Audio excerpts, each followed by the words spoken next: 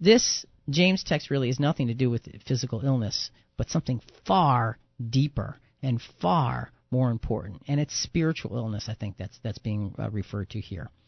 Let's look at 1 Corinthians 11:27-32. Therefore, whoever eats this bread or drinks this cup of the Lord is in unworthy manner will be guilty of the body and the blood of the Lord. But let a man examine himself, and so let him eat of the bread and drink of the cup. All right, pause there for a second, because this is important. This is talking about partaking of the Lord's memorial, and it's saying that you have to take this seriously.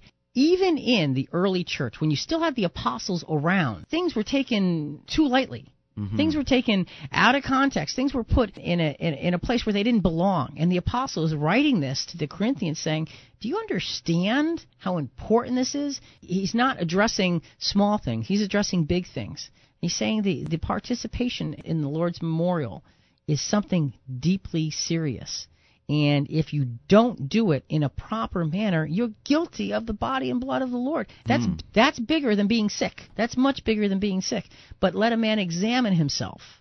Continue. For he who eats and drinks in an unworthy manner eats and drinks judgment to himself, not discerning the Lord's body.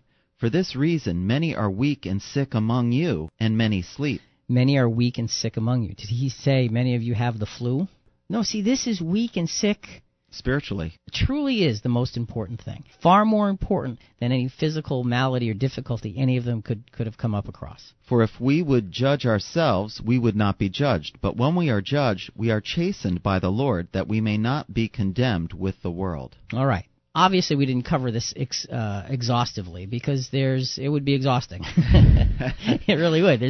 We didn't even talk about the way Jesus healed and the things that he did because the recorded instances they're too big, they're too dramatic, and it would have taken too long. But we focused on the way the apostles and the disciples did it because there was something very, very specific about that. Again, let's go through what are the 4 points that always seem to exist when the apostles and disciples were operating with this miraculous gift of healing. 1, all healing done by the apostles and disciples was on unbelievers. All right, and we went through every instance in the New Testament, and it seemed to be documented there. And 2, it was in public for all to see. They didn't do it in private and quiet. They did it where the opportunity arose. They didn't bring people to make the opportunity. They went, they saw the opportunity, and they acted. 3, all healing was for the purpose of drawing attention to the gospel of Christ. How often did we see after the healing was done, and everyone turned to the Lord, and they glorified God? And when they did glorify the apostles, what were their responses?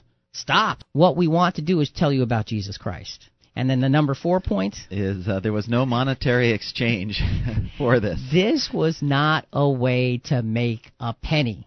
You understand the Apostle Paul was a tent maker, and he was full-time serving God, going place to place, and he would go to a place, he'd go to work to support himself. Making tents. Right, and preach the gospel. He didn't do it for the money. He, as a matter of fact, supported others with him.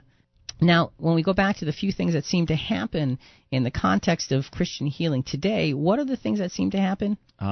There is usually prayer. There's usually a laying on of hands. The healing is usually done during a Christian worship service, and the healing is usually done for the benefit of believers.